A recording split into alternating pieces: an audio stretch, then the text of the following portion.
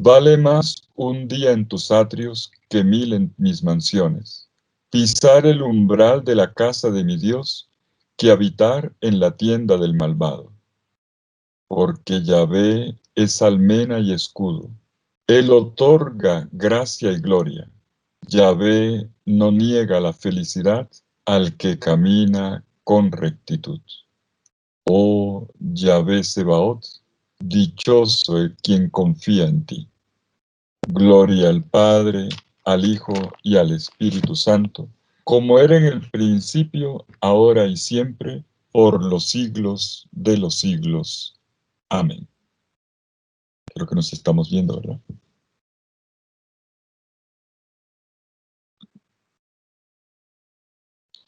Dice el Salmo 84, en el versículo 8, que acabo de proclamar en oración: su vigor, su energía, su fuerza, crece a lo largo del camino.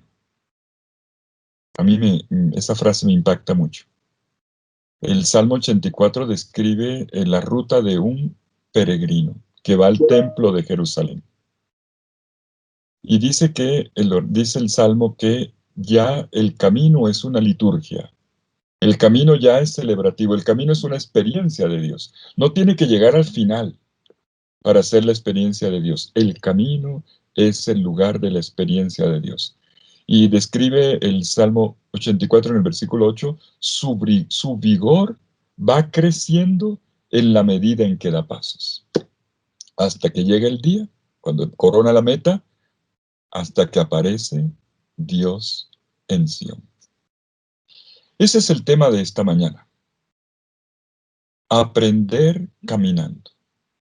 Y lo vamos a hacer a partir de la experiencia de Jesús.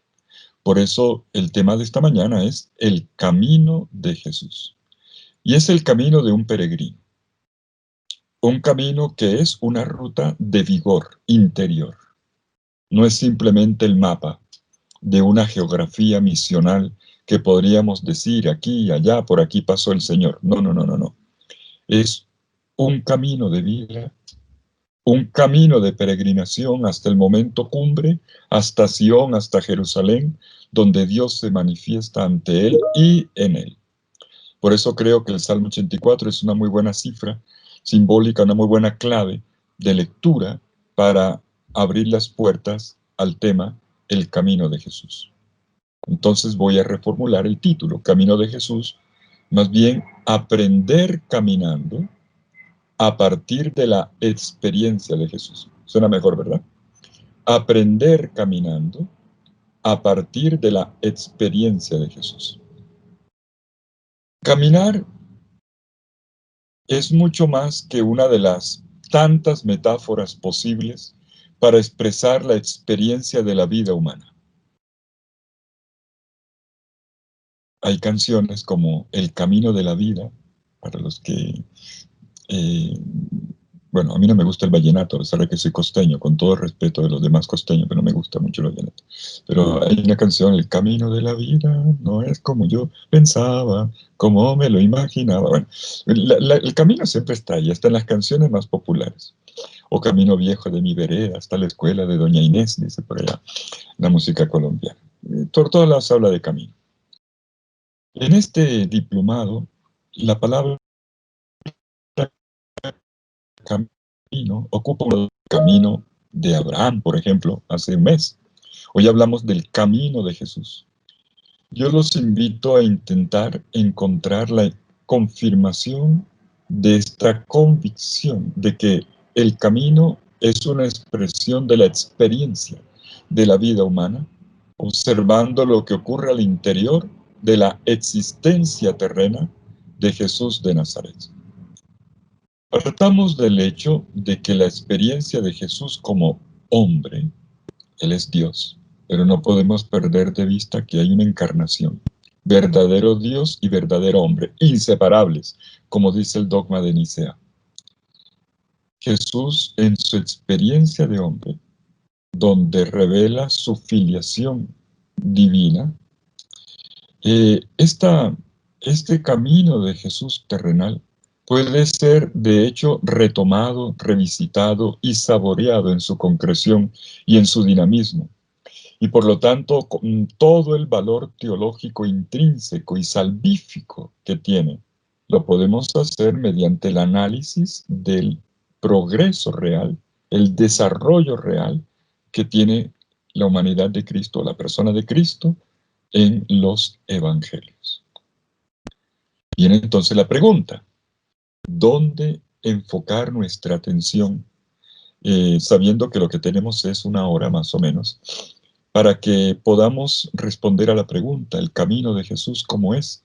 Como experiencia, aprender caminando desde la experiencia de Jesús.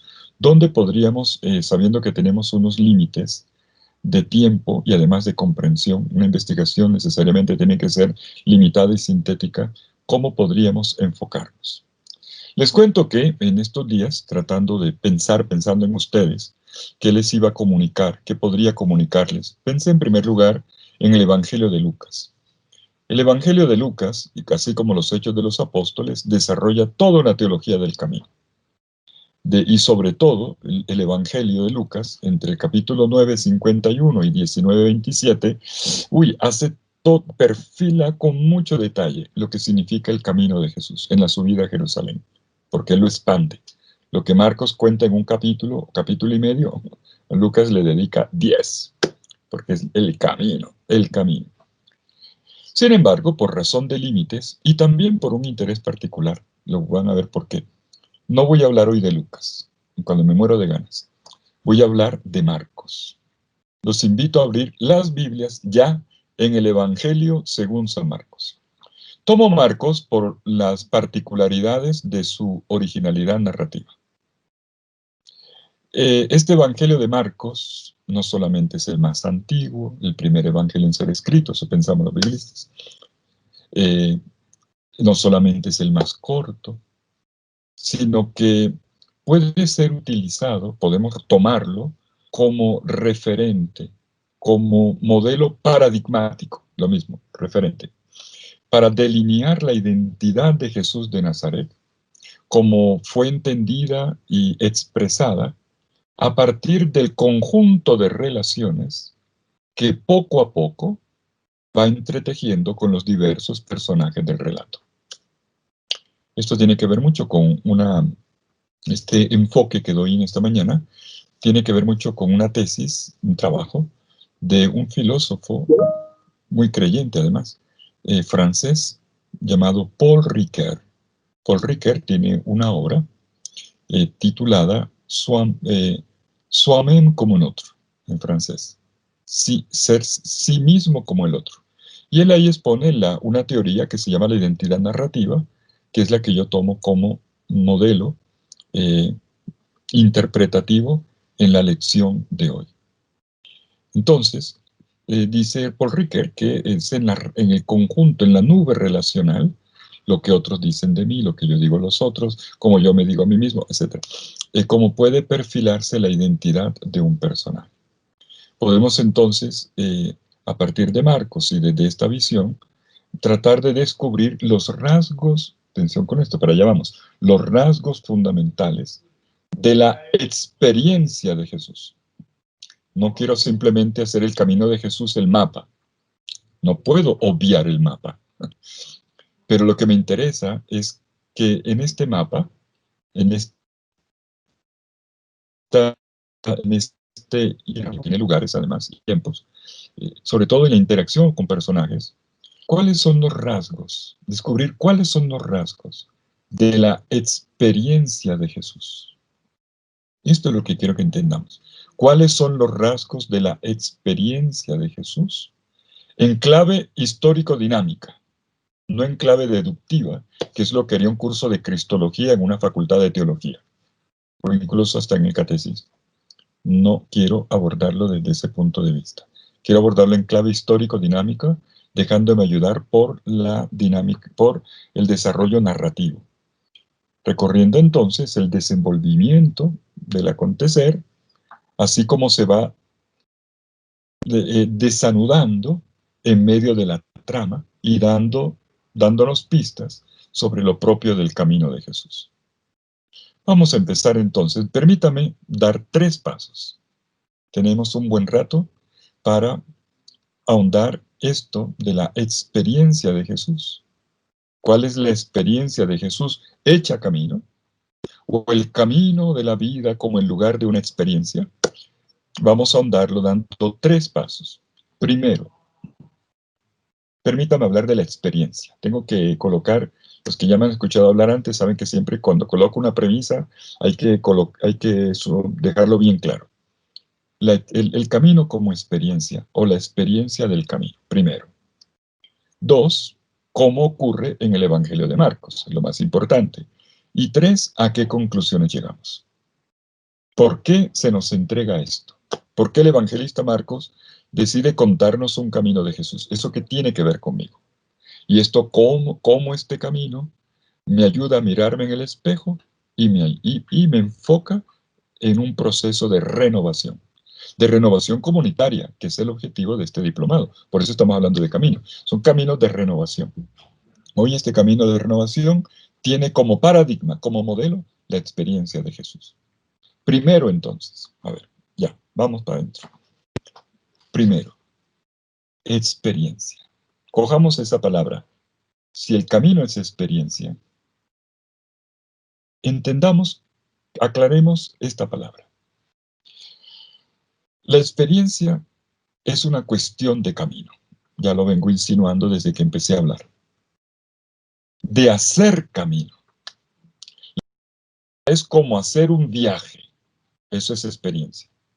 Cuando una persona dice por ahí, hice una experiencia. A ver, ¿qué es una experiencia? Una experiencia es como hacer un viaje. En la etimología, permítame acudir a la etimología latina del término experiencia.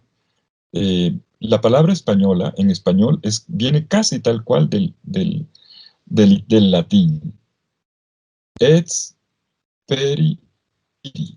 Ojo, experi iri. Ex es salir de, peri indica un rodeo. Iri es el verbo ir, y de ahí viene experiencia. Podríamos la palabra experiencia retraducirla así: un pasar a través de, un ir a través de. Iri per ex per iri, experiencia. Y pienso que esta etimología es muy iluminadora, ya que sugiere con mucha claridad la realidad dinámica de un camino atractivo e innovador que concierne a todo el mundo. Se trata entonces de una travesía por la vida, y es en esta travesía que emerge la identidad, que emerge la persona entera. Permítame citar aquí a un teólogo, creo que han escuchado hablar de él, porque fue muy famoso en el siglo XX. Se llama Hans Urs von Balthasar. Todo el mundo recuerda a Rahner, por ejemplo. Rahner. Pero no, había otro contemporáneo de Rahner que se llamaba Hans Urs von Balthasar. Él hizo su aproximación a Jesús desde esta categoría, desde, desde este ángulo de la experiencia. Entonces él decantó la categoría de la experiencia. Y este teólogo suizo dice que a diferencia de lo empírico es la percepción, la mera percepción pasiva tomada aisladamente, una captación. A diferencia del empírico y de lo experimental, que es el resultado de expedientes manejados y producidos por el sujeto, diría un buen filósofo, lo vivencial indica la manera como la persona es entendida globalmente. Es decir, no fragmentos de la vida, sino la totalidad de la vida. La persona que se comprende a sí misma en relación consigo mismo, con los demás, con el mundo y con Dios. Entonces, cuando hablamos de experiencia de Jesús, estamos centrando nuestra atención en su significación, en su significación como acontecimiento, el acontecimiento Jesús, en donde lo propio del acontecer Jesús, mirándolo desde Él, es que Él aprendió progresivamente su ser hombre.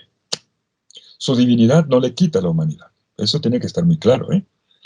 En Nicea a mí me encanta cada vez que miro cómo lo formula el dogma, cuando dice anatema sea anatema sit, el que separe humanidad de divinidad, anatema sit. La divinidad no quita la humanidad y la humanidad no quita la divinidad.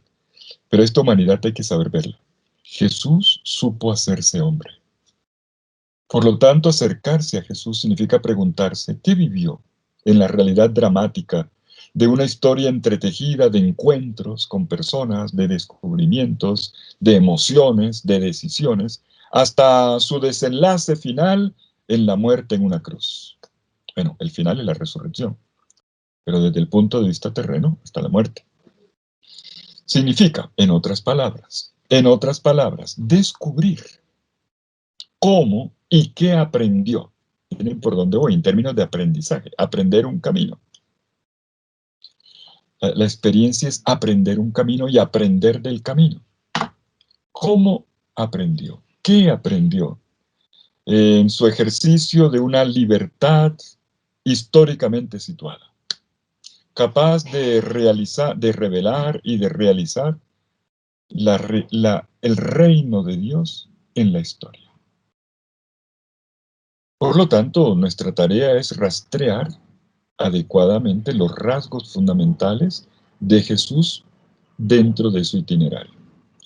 En la medida en que el relato del Evangelio nos lo permita, seguiremos en esta mañana la ruta de Jesús por los caminos y aldeas de Galilea, además su salida fuera de la tierra al extranjero, pasando por el desierto, caminando con él a la orilla del lago, donde llama a sus primeros seguidores, que eran pescadores. Vemos cómo Jesús se retira a la montaña, que Jesús hace un viaje a Judea pasando por Samaria, que llega a Jerusalén y que en Jerusalén es entregado, llevado a la muerte y que precede de nuevo a los suyos en Galilea. El Evangelio de Marcos, en el capítulo 16, versículo 7, coloca como expresión final del Evangelio, en su primera versión, porque hay luego un añadido, los versículos 9 al 20, lo pueden ver en su nota de pie de página. Si tienen Biblia grande, le ponen la nota, si Biblia chiquita, no le ponen nada, porque el que paga menos le da menos. Es la ley del mercado que aplica también para las librerías. El Evangelio termina en realidad en el versículo 8, Marcos 16, 8. Pero en el 16, 7 encontramos la última gran expresión, cuando se dice vayan a Galilea. Vayan a Galilea. Allí lo verán. Dice concretamente, vayan, dice, díganle, le dice a las mujeres, estamos ante el sepulcro vacío, un joven vestido de blanco, del vestido radiante de blanco, le dice a las mujeres, ¿por qué están buscando aquí? ¿Buscan a Jesús de Nazaret, el crucificado? No, señoras, Él no está aquí, resucitó. Vayan, díganle a los discípulos y a Pedro que vayan a Galilea, que allí lo verán. Esta es la cifra final.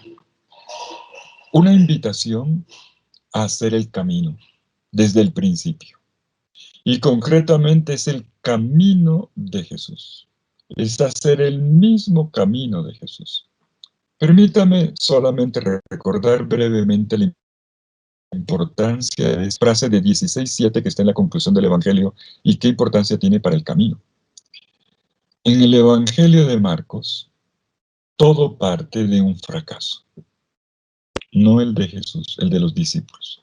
Todo parte de un fracaso.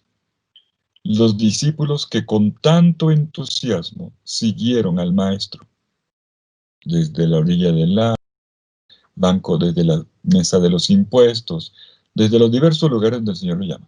Al final tiraron la toalla.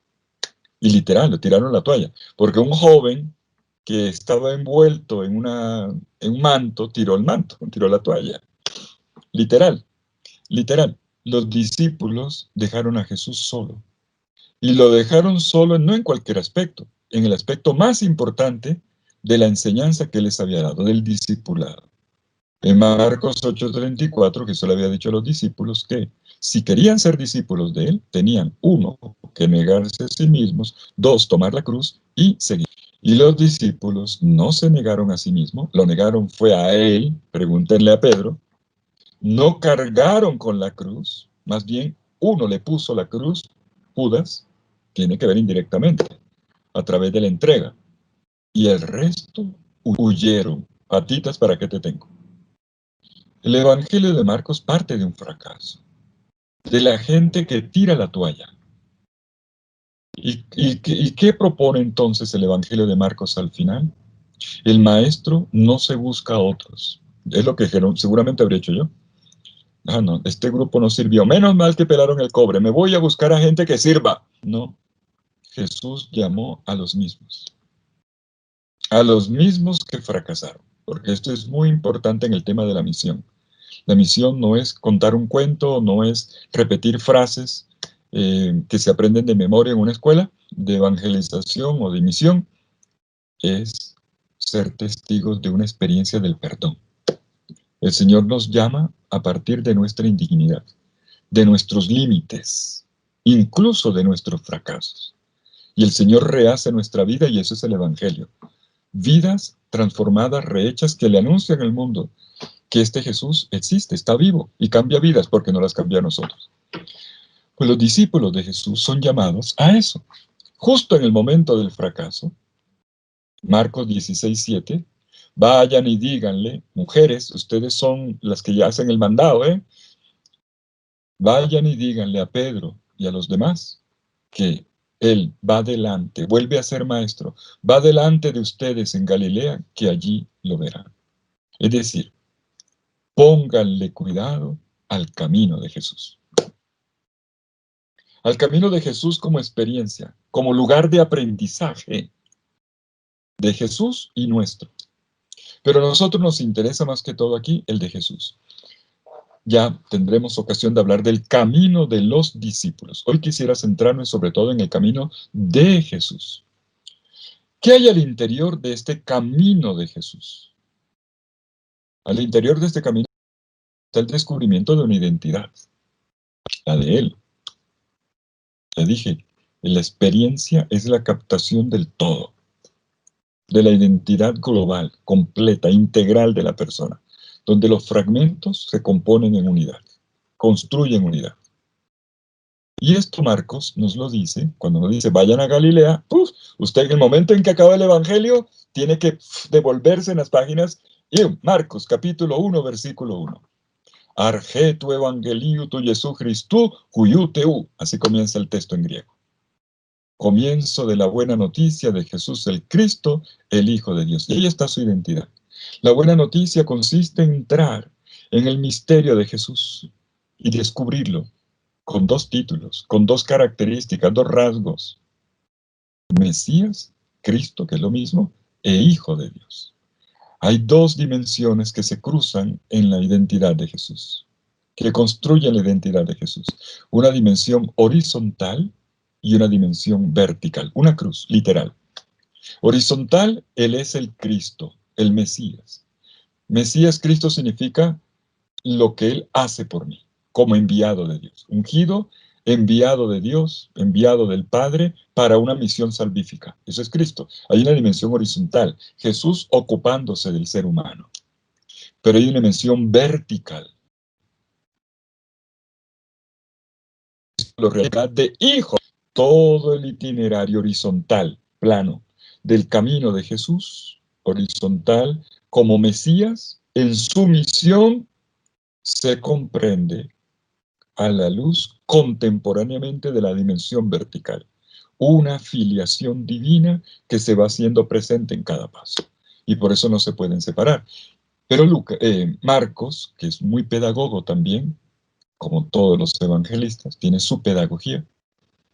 Él dice, vamos a descubrir primero lo horizontal y luego lo vertical. Pero desde el principio ya anuncia, qué consiste lo vertical, porque no se separa, porque lo plano, el itinerario de la vida reconstruido, es al mismo tiempo es la gran revelación de la filiación de Jesús. Por eso, la primera parte del Evangelio, toda la primera, ¿cómo? Marcos es fácil de entender. Tiene dos partes. Primera parte desde el capítulo 1, como acabo de decir, hasta el capítulo 8, versículo 27. Cuando Pedro confiesa, tú eres el Mesías, el Cristo. Primer título. Y a partir de ahí Jesús anuncia y les dice que se queden callados porque este título es ambiguo y hay muchos tipos de Mesías. Para que entiendan qué Mesías es, deben captar su revelación de la filiación. Esa es su novedad como Mesías. Y viene la segunda parte, que significa el mesianismo de Jesús como Hijo de Dios. Entonces, esta segunda parte va a terminar cuando Jesús muere, capítulo 15, versículo 39, donde el centurión romano confiesa la fe. Primero la confesó Pedro, luego la confiesa un romano, además un extranjero. Todos estos son detallitos que tienen que ver con Marcos, con cuál es la comunidad de Marcos. Un centurión romano va a decir, verdaderamente este es Hijo de Dios. Lo que en la primera línea, Marcos 1:1, se ha dicho, comienzo de la buena noticia de Jesús, Cristo e Hijo de Dios, se desarrolla programáticamente, primera parte Mesías, segunda parte Hijo de Dios. Entonces, tenemos en un plano, ¿cuál es la experiencia de Jesús? En un plano horizontal, en el desarrollo de su misión, vamos descubriendo progresivamente, como una gran iniciación, una gran inducción, una mistagogia, una inducción al misterio es el mistagogia. Encontramos la experiencia de Jesús, su aprendizaje, también como hombre, que nos es entregado a nosotros los discípulos. Y por eso el Evangelio nos devuelve al principio para decirnos, hagan ese mismo aprendizaje que Jesús hizo. Estudiar el camino de Jesús es aprender del camino, de nuestro camino, observando el camino de Él. El camino de Jesús, insisto, se convierte por gracia, o sea, en el Espíritu, en el camino del discípulo. Eso es el Evangelio. No sigo más sobre este primer punto porque quiero delinear ya entonces el plano horizontal, pero quedó claro lo que es experiencia, experire, hacer la travesía como lugar de aprendizaje, captación de la unidad de una identidad.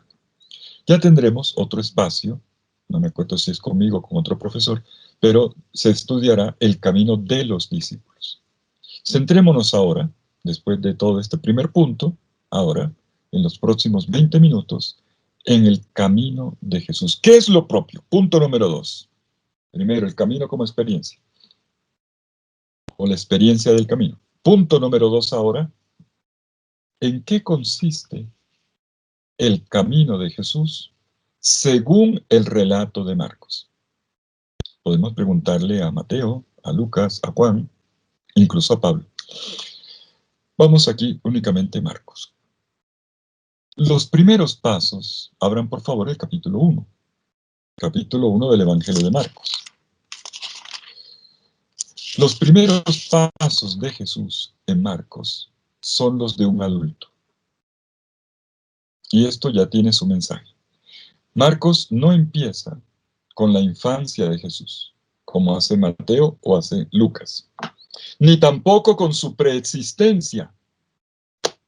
En el principio era la palabra y la palabra estaba con Dios, era Dios. Evangelio de Juan. No.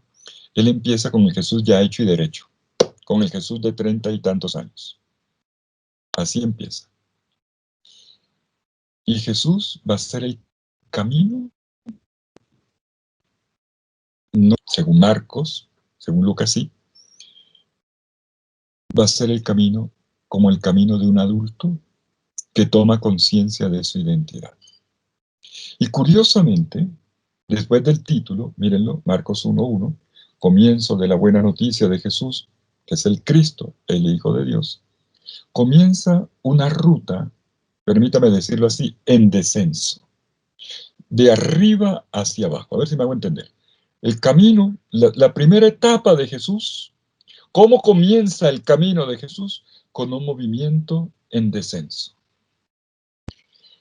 Es el camino paradójico de descenso de quien, habiendo sido presentado en la primera línea con los títulos solemnes de Cristo y de Hijo de Dios, desciende desde la aldea de Nazaret, que está en lo alto de una colina. Quien ha estado en Nazaret sabe muy bien a qué me refiero. Es una loma y una tremenda loma. Desde la aldea de Nazaret desciende hasta la depresión geomorfológica, me gustan esas palabras, hasta la depresión geomorfológica del río Jordán. El río Jordán, la palabra Jordán en hebreo significa baja. Eso significa el que baja, porque comienza en el Hermón, que se deshiela. Luego vienen las fuentes del Jordán, en Dan, y otras son 4 fuentes.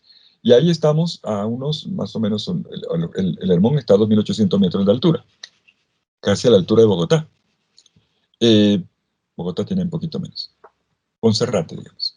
Luego comienza a bajar y va bajando. Cuando llegamos al lago de Galilea, donde el río Jordán va hacia toda su agua, por primera vez ya estamos a unos 200 metros bajo el nivel del mar.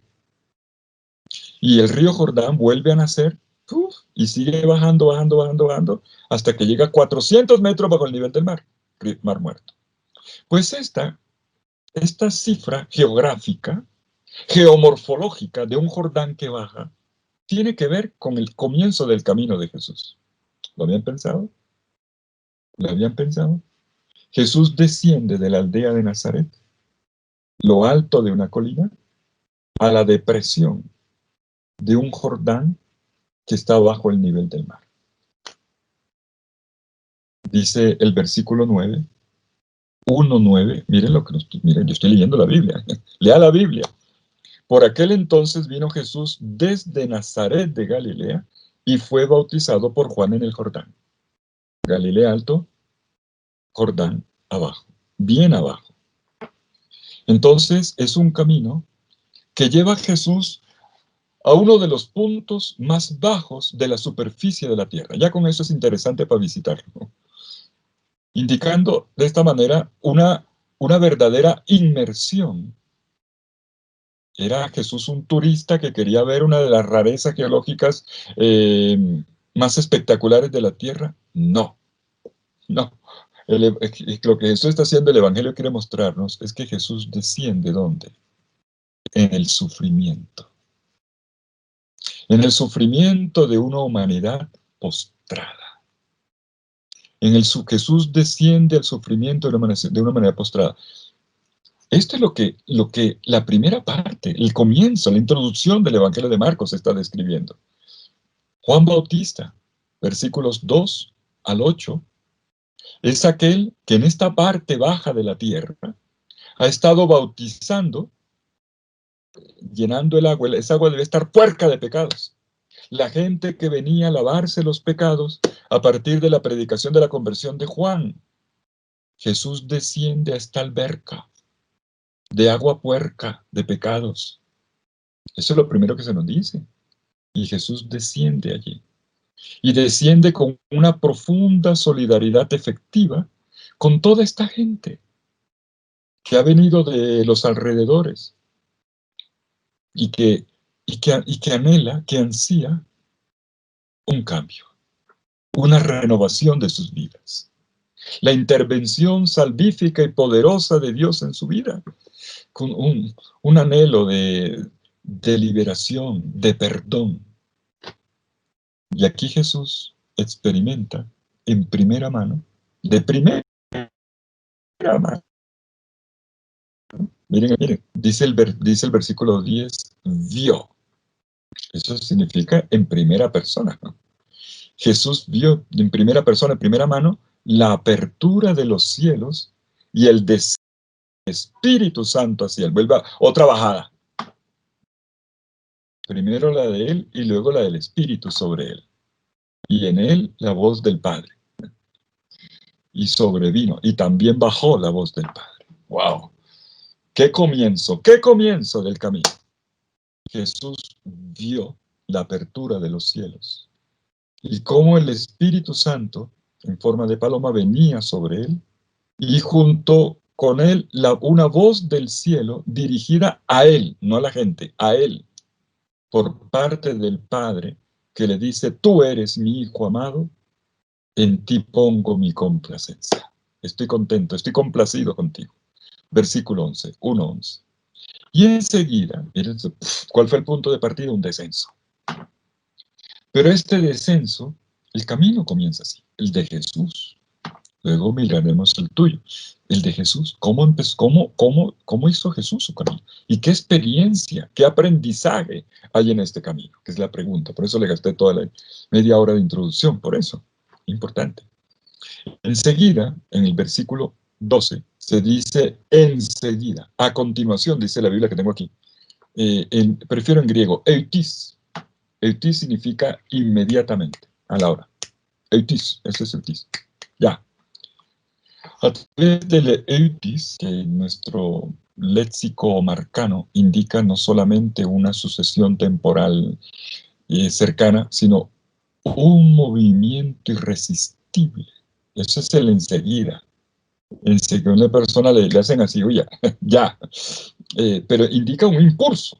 Jesús tiene un impulso, un movimiento irresistible. ¿Debido a qué? ¿Qué es lo que lo mueve? La urgencia histórico-salvadora.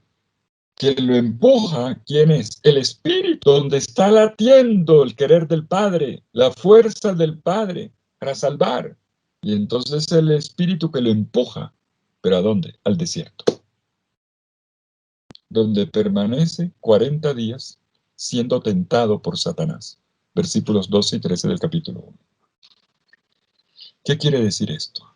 Se desciende simplemente para, digamos, compartir con la gente y vivir lo que la gente vive, como hablamos hace algunos años. A ustedes no les tocó porque ustedes son gente muy joven, pero en los años 70 y 80, estas canas dicen algo, se hablaba mucho de la inserción. Tenemos que hacer inserción, ¿no?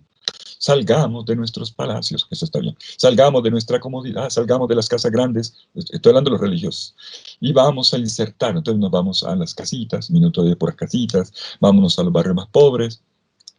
Y eso francamente, que no lo digo como crítica, es muy bueno. Pero yo puedo irme a vivir con los pobres, como rico. Es decir, hay que ponerle cuidado a eso. Hay que ponerle cuidado a eso. Cuando Jesús y se inserta, ¿lo hace para qué? Para vencer el mal.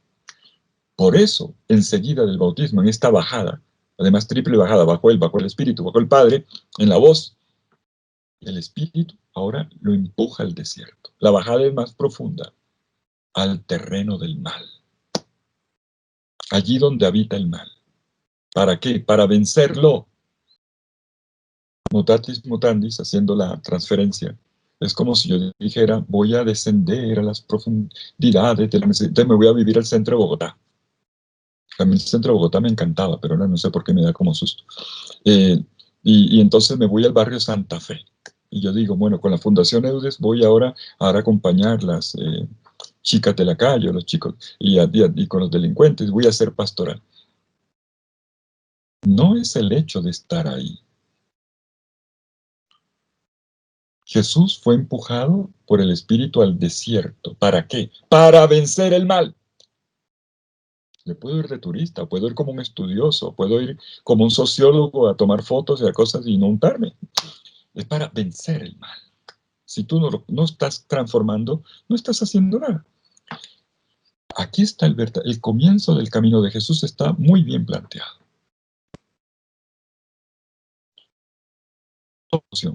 Capítulo 1, versículos 1 al 13, el punto de partida del camino es un descenso.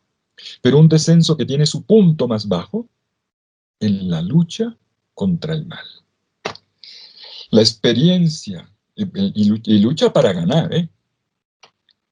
La experiencia de Jesús impacta desde el principio en la fuerza del mal.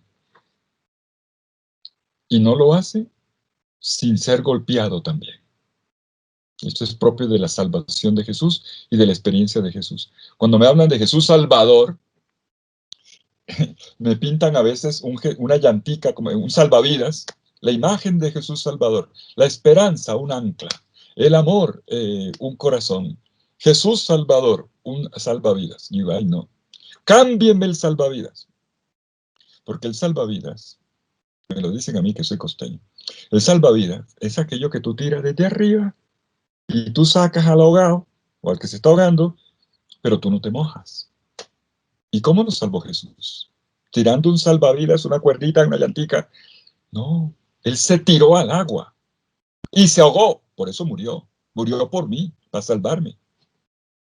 Jesús en la lucha contra el mal no lo vivió con una escafandra, ni tampoco, no, él sintió los golpes, ni tampoco estuvo con los enfermos con mascarilla para no contagiarse, ni tampoco evitó que una doña lo tocara. Sabemos lo que eso implicaba. Jesús se deja golpear. Es una lucha en la que se deja golpear. Va a ganar, pero se deja golpear. Y entonces Jesús aprenderá. Todo esto va a caracterizar todo el resto del camino de Jesús. El punto de partida caracteriza todo hasta el final, hasta la cruz, donde será golpeado, pero no vencido. La muerte no es una derrota. Y entonces aprenderá a recorrer a la luz de esta certificación que recibe en el bautismo. Tú eres mi Hijo amado, en ti me complazco. Que en toda esta experiencia, el amor del Padre, la mano del Padre que lo sostiene, la fuerza del Espíritu que lo empuja, nunca, nunca le falta. Y es la fuerza de su victoria. Por lo tanto, el punto de partida no solo es un descenso, es una autoconciencia filial, una autocomprensión, un entenderse, una toma de conciencia profunda de sí mismo, de que soy un hijo amado y enviado, por eso complacencia. Una autoconciencia filial moldeada por el Espíritu, que descendió en el bautismo y que luego maduró. Aquí viene un punto. Te van a decir, pero Jesús, el Hijo de Dios, ya estaba hecho y derecho. No, eso es lo que estoy tratando de decir hoy. No, Jesús hizo una experiencia, o sea, un camino. Jesús no era un robot. Quitémonos de la cabeza esa idea que de pronto muy espontánea, a veces ni siquiera nos la dicen otros, somos nosotros los que la creamos. Como es Dios, entonces ya todo estaba hecho y derecho. No, si no Jesús estaría jugando a la encarnación. Y yo creo que Jesús no estaba jugando. Él no estaba jugando al ser hombre. Por lo tanto, esta conciencia, autoconciencia de filiación madura. Hay un camino de maduración.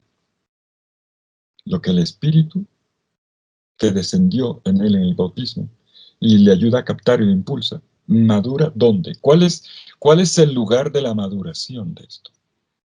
La oración. La oración. Y por eso el Evangelio de Marcos, ¡puf! Otro hilo del camino. Uno, que es el gran hilo que va desde el bautismo hasta la cruz, o bautismo, tentación hasta la cruz. Pero viene ahora un segundo hilo. Jesús profundiza a lo largo de su itinerario, a lo largo de su camino, en esto que está entre el principio y el final, con profunda experiencia, otra vez experiencia de oración. Hace la travesía del camino, el recorrido en la oración. El evangelista Lucas no repite tanto como Lucas, por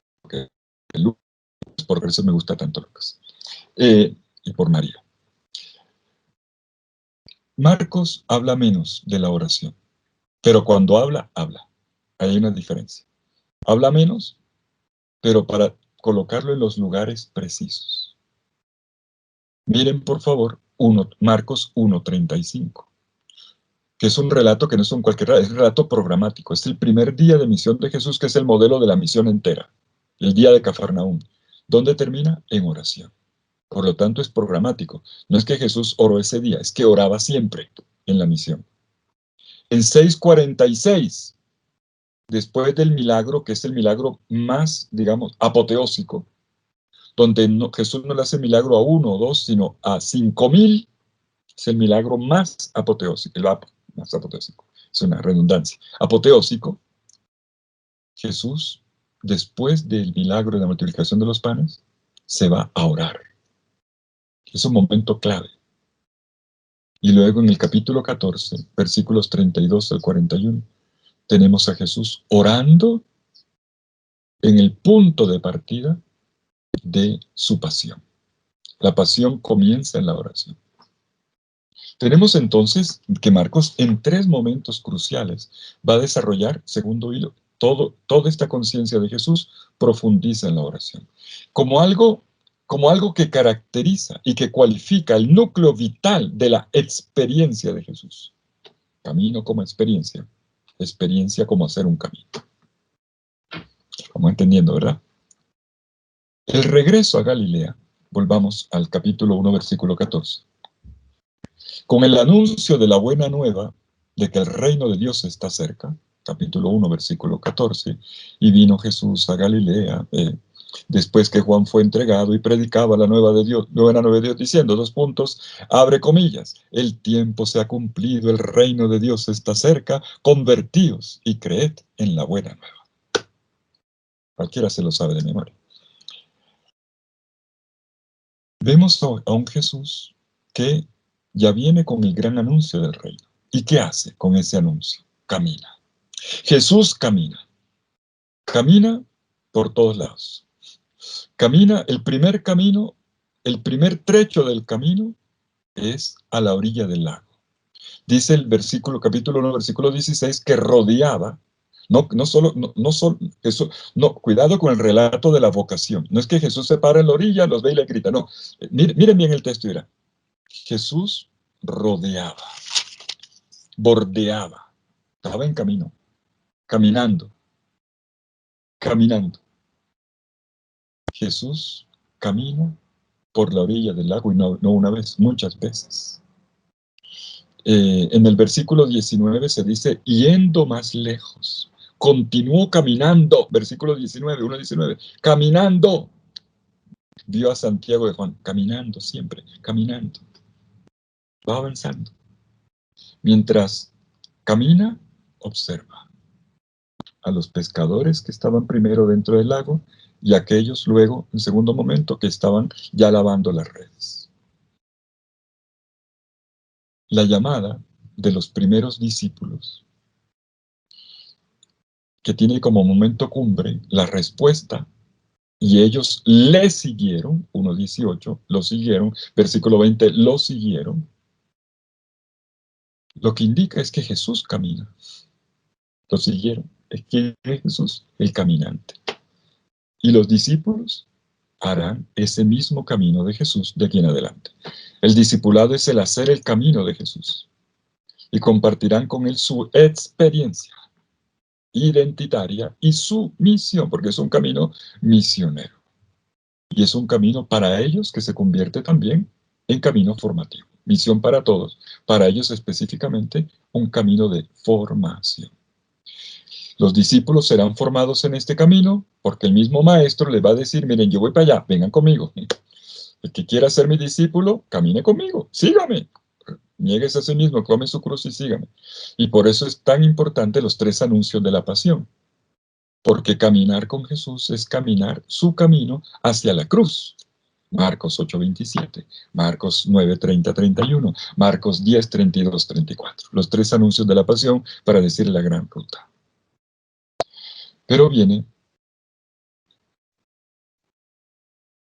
aquí, hilo número 4. Primero el descenso, y en que terminó el combate. Hilo número 2, el de la oración. Hilo número 3, del camino de Jesús. El Jesús que anuncia el reino caminando, involucra a discípulos. Y los forma en el camino, los instruye. Luego, hilo siguiente, hilo número 5. En muchas ocasiones, y es lo que el Evangelio ya despliega, es el gran contenido del Evangelio, el andar de Jesús siempre lleva a encuentros. El camino de Jesús está poblado de encuentros. Son caminos para hacer encuentros. Encuentros de sanación.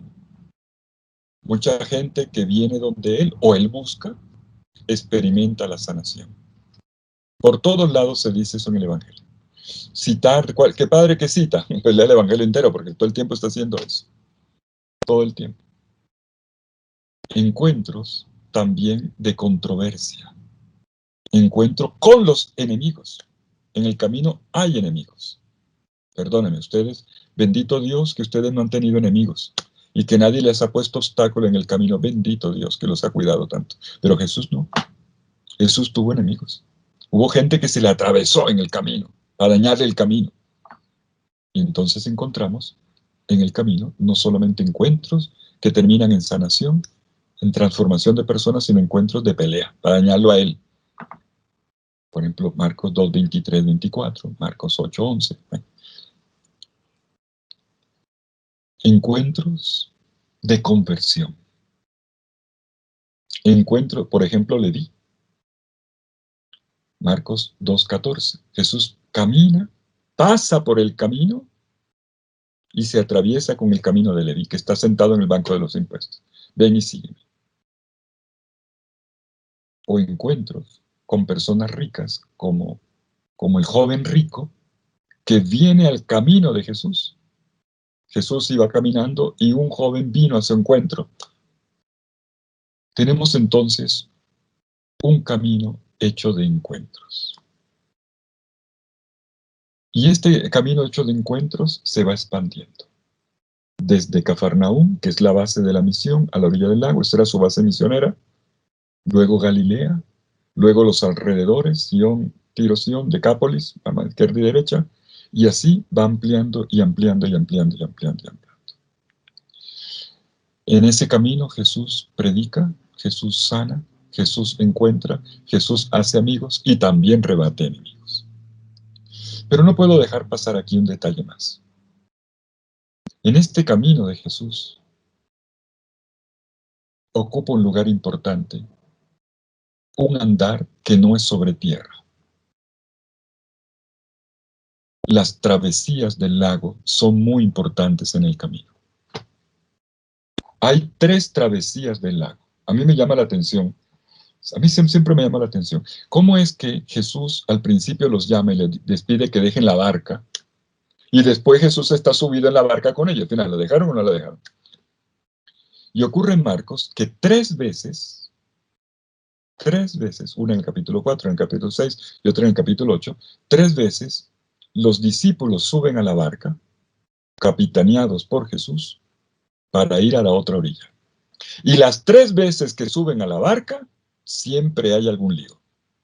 Una vez es una tempestad, en otra ocasión Jesús viene caminando sobre el agua, y en la tercera se les olvidó llevar el pan, y entonces los 12, bueno, Jesús no tenía problema, los otros 12 todos echándole el ojito al pan porque no habían llevado, y una travesía demoraba, y que íbamos a comer, y cuando falta la comida, se descompone la comunidad.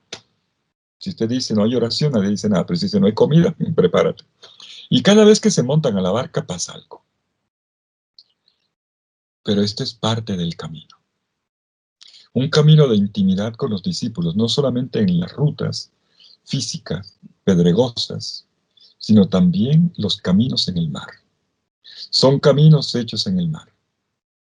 Caminos, por ejemplo, para distanciarse de la multitud que acaba de recibir los panes multiplicados, compartidos, y Jesús hace un camino para distanciarse, para no quedarse aquí simplemente apegado a la fama. No, abre camino. Algo funcionó, ahora vámonos para otro lado. Qué triste cuando la gente se apega solo a un sitio. Es que me va bien aquí. Sí, cuando a Jesús le iba bien, era cuando se iba. A mí es muy curioso. Hay un principio de la vida administrativa que me enseñaban estos días. Me enseñaba por aquí uno de la universidad. Me decía Fidel, cuando algo funciona, no lo cambies. Que quiere hacer un cambio en la facultad. Cuando algo funciona, no lo cambies. Pues Jesús, cuando algo funciona, cambia. multiplicación de los panes, pues yo me habría quedado 3 días más, una semana más, porque funcionó, porque había multitud. Y entonces, qué bueno, vamos a tener la gente aquí reunidita. Nada, nada. Por eso es que Jesús, si estuviera hoy entre nosotros, no estaría preocupado por los likes de Facebook o de las redes, a ver cuántas, ya tenemos tantas personas. Jesús se moriría de la risa. Porque cuando Jesús tuvo más gente, la dejó. Y volvió a empezar. Por ejemplo, la multiplicación de los panes. Y mandó a los discípulos, nos vamos para otro día. Señor, espérate. No, nos vamos. Súbanse. Y es interesante esto. Las travesías en el lago son travesías formativas. Para tomar distancia. Para no apegarse. Pero también para abrirse a las necesidades de la otra orilla. Para abrir mundos nuevos. Para llegar a otros espacios.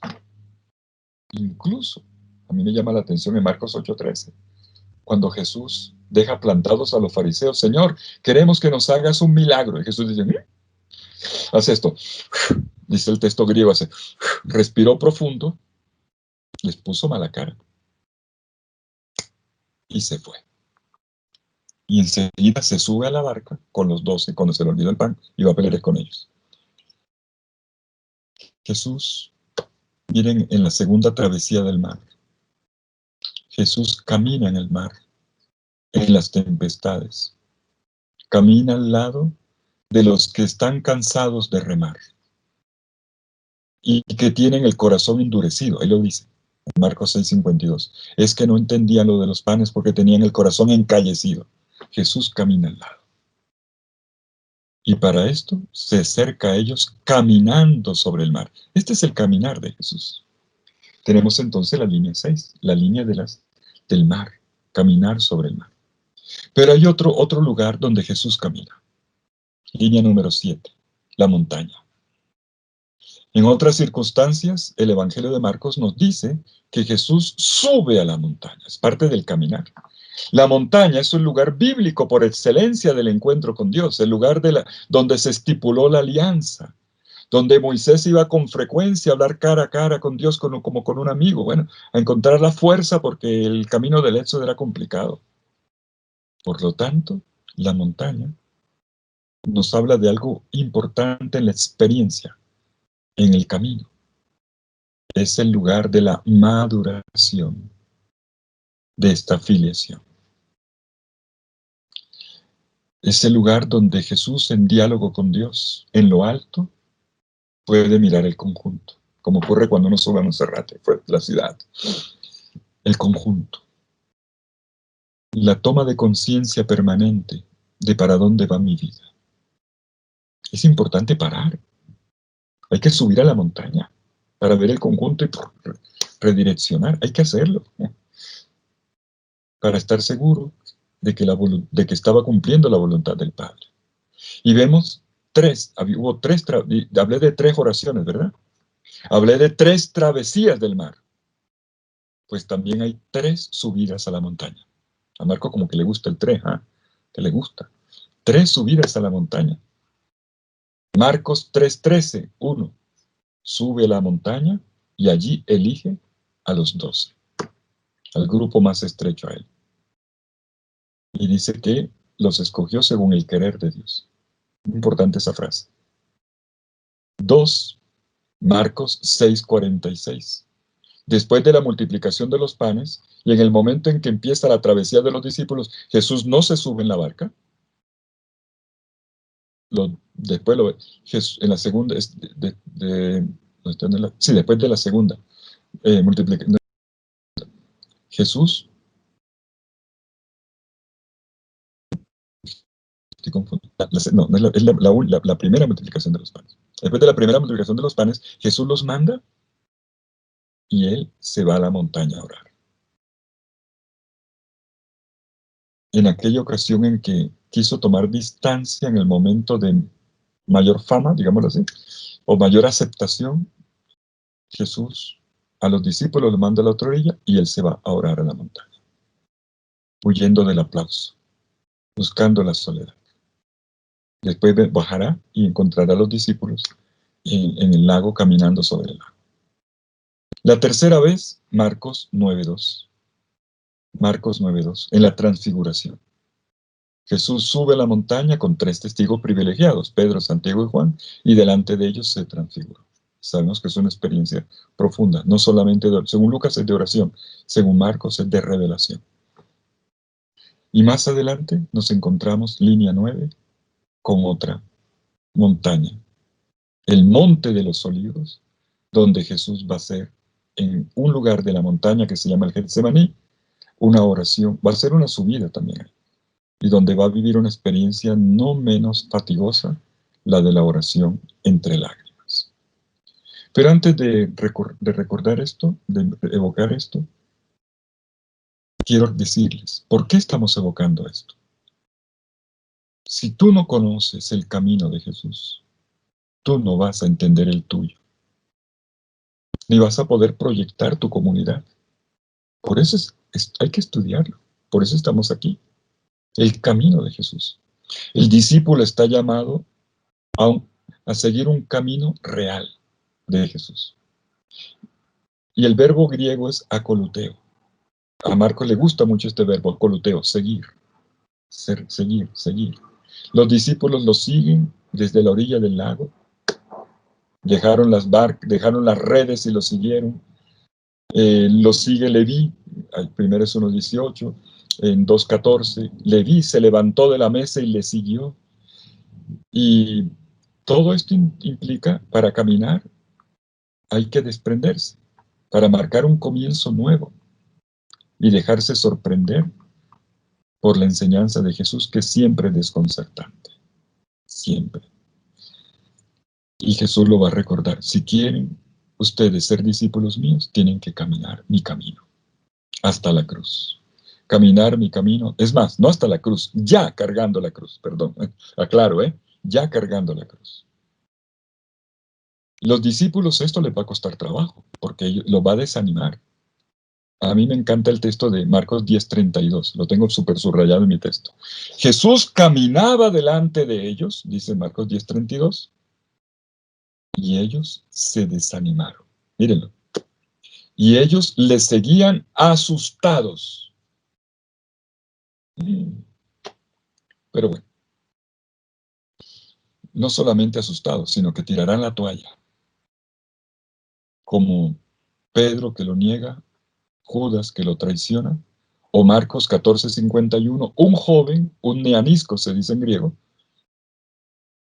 que lo siguió, sinecolutei se dice en griego, lo seguía rodeado, envuelto, que es la identidad, envuelto en un vestido, en una sábana, pero en el momento en que tiene que afrontar, me capturan, sufro por Jesús, o mejor busco por otro lado, buscó por otro lado y soltó la ropa, tiró la toalla, tiró el manto.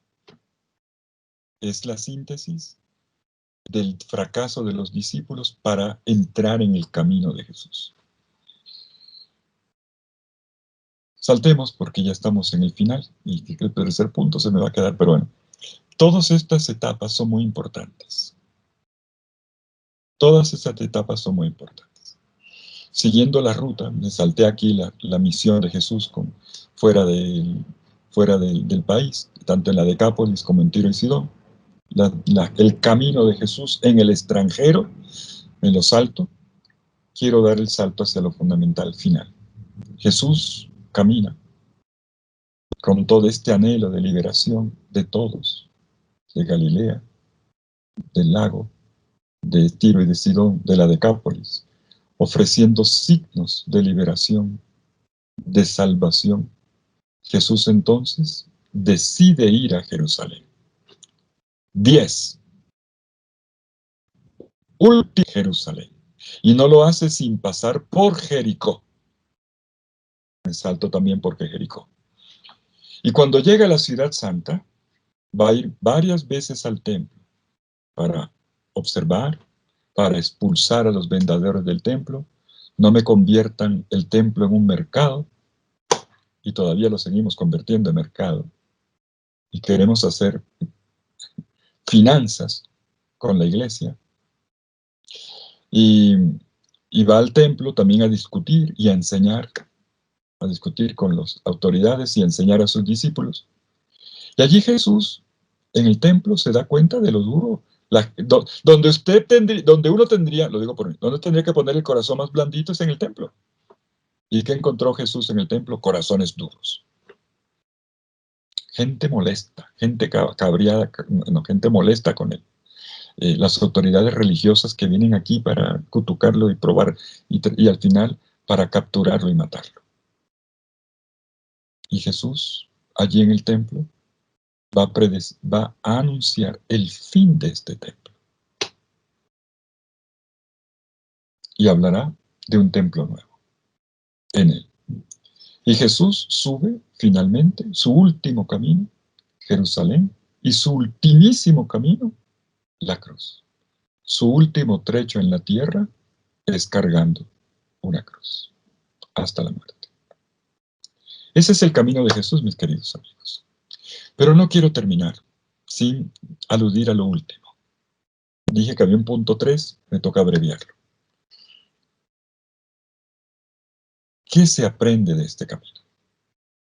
De hecho, camino es aprendizaje porque es experiencia. Experiencia es hacer una travesía donde se aprende.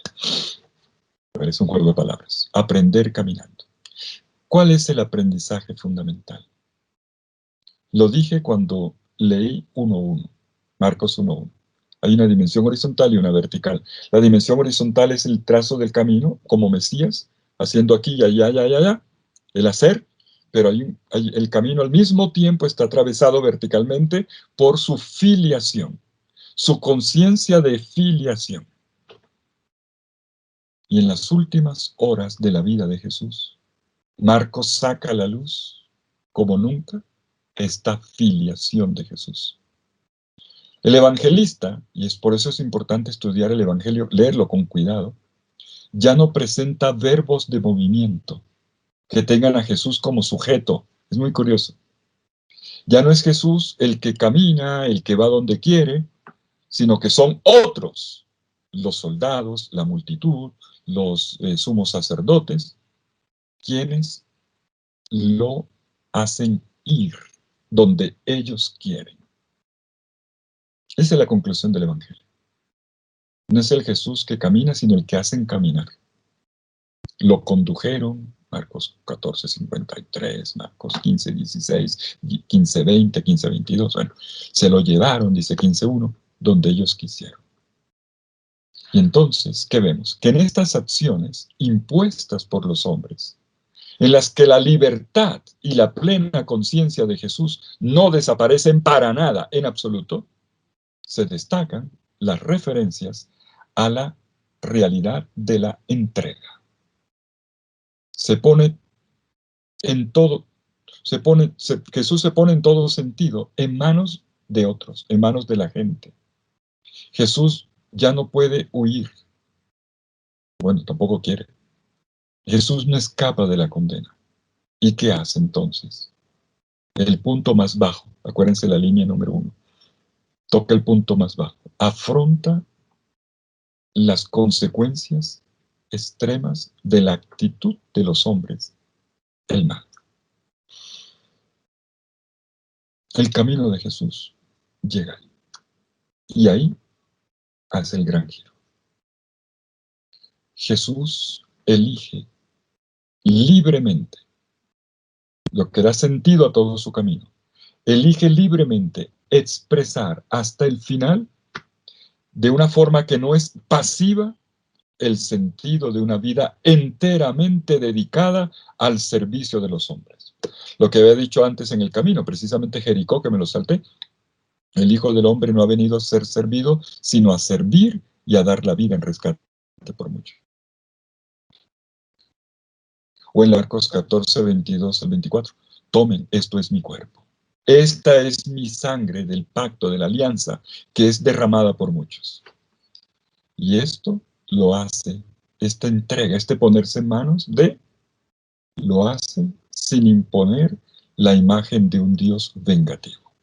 Cuando uno es atacado, no le da rabia y no le dan ganas de que pasen cosas sobre los otros, sin imponer jamás la imagen de un Dios vengativo, sino más bien revelando el rostro de un Dios que es Padre.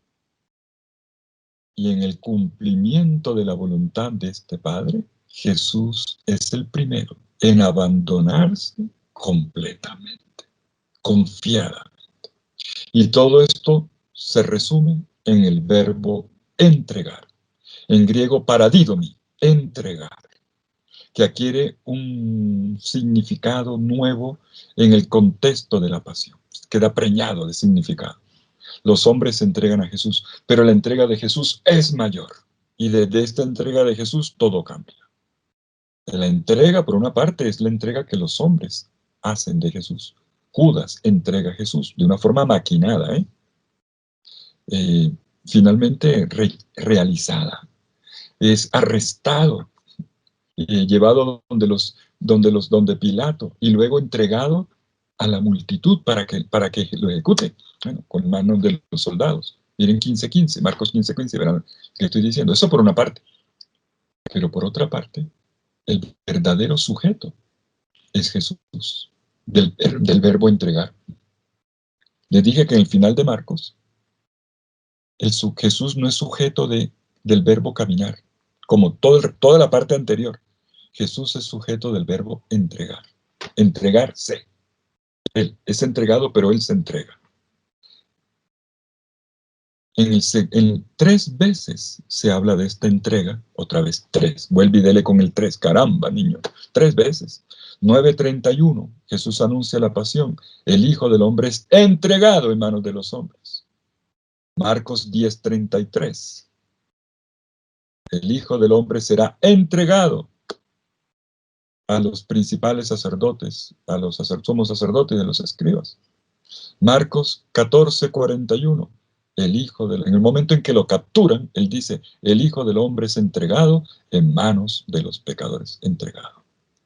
Fíjense que dije entregado, la forma verbal. Entregado es una forma verbal pasiva. Y esto es lo que en Biblia se llama el pasivo divino, pasivo teológico. Cuando no se dice expresamente el sujeto y está en pasivo un verbo, generalmente el sujeto es Dios. Indica claramente entonces que la comprensión profunda de los acontecimientos y los últimos pasos del camino, hoy el tema es el camino, del camino terrenal del Hijo del Hombre, no está a merced de las fuerzas, de los poderes del mal, ni tampoco de la voluntad mezquina de los hombres que lo ejecutan, sino que está en manos del Abba, de Dios. Es en manos de Él que está. Y precisamente en esta intensa y muy original conciencia filial, tocamos el núcleo vital de la experiencia de Jesús, como ya se había revelado dramáticamente en la oración del Getsemaní. Getsemaní, después de la última cena, Jesús va al Getsemaní y se aleja otra vez tres, caramba, con el 3. 3 veces Jesús va a orar. 3 veces se aleja, va y vuelve 3 veces, según Lucas es una, según Marcos y Mateo 3. Y estamos leyendo Marcos 3. 3 veces se aleja. Y 3 veces Jesús puede contrastar su propia pasión. Jesús dice, el Evangelio de Marcos, el narrador de Marcos es impresionante, dice, estaba triste hasta la muerte, o sea, el colmo de la tristeza. Yo no sé si alguna vez han sentido eso. El colmo de la tristeza. Miren la humanidad de Cristo, es impresionante. Pero no estaba él solo en las mismas. Los discípulos estaban en las mismas. Y va donde ellos y los encuentra oprimidos por el cansancio y por la tristeza. Jesús llega hasta el lugar que solo Él puede llegar. Solo Él. Y también en el corazón de sus discípulos es capaz de llegar. Pero no me refiero solo a la tristeza. Él llega hasta la intimidad filial con Dios, con el Abba. Un Abba a cuya voluntad le debe todo, aún con un cansancio doloroso. Marcos 14:33, empezó a sentir miedo y angustia. Y le dice a los discípulos la confidencia: estoy triste, muy triste, triste hasta la muerte, como nunca he estado. Y Jesús, en esta tristeza, se entrega. Abba, Padre, todo es posible para ti. Aparta de mí este cáliz, pero que no sea lo que yo quiero, sino lo que quieras tú. Este es el sentido del camino de Jesús. No sea lo que yo quiero, sino lo que quieras tú. La carta a los Hebreos, en el capítulo 5, versículos 7 y 8, recoge el Getsemaní. Y lo recoge en términos de obediencia filial. Hebreos 5, 7 al 8. Esta semana que estaba en retiros con los seminaristas que se van a ordenar en estos días, el 20 de octubre, profundizábamos esto. Y qué bonito haberlo profundizado con ellos. La sacerdotalidad de Cristo en la cruz. Dice Hebreos 5, 7 al 8. En los días de su vida terrenal, ofreció oraciones y súplicas, con fuerte grito y clamor y lágrimas, al Dios que podía salvarlo de la muerte. Y por su total abandono a él, fue escuchado. No dice que el Padre le haya evitado la muerte, pero igual lo escuchó, pero no evitándole la muerte, sino salvándolo de la muerte, resucitándolo. Y el texto subraya: por su total abandono.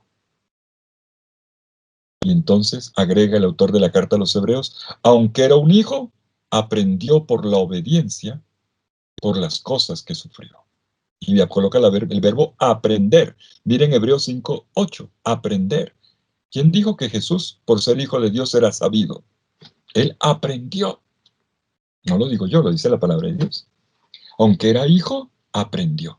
Y aprendió en la escuela del dolor, del sufrimiento.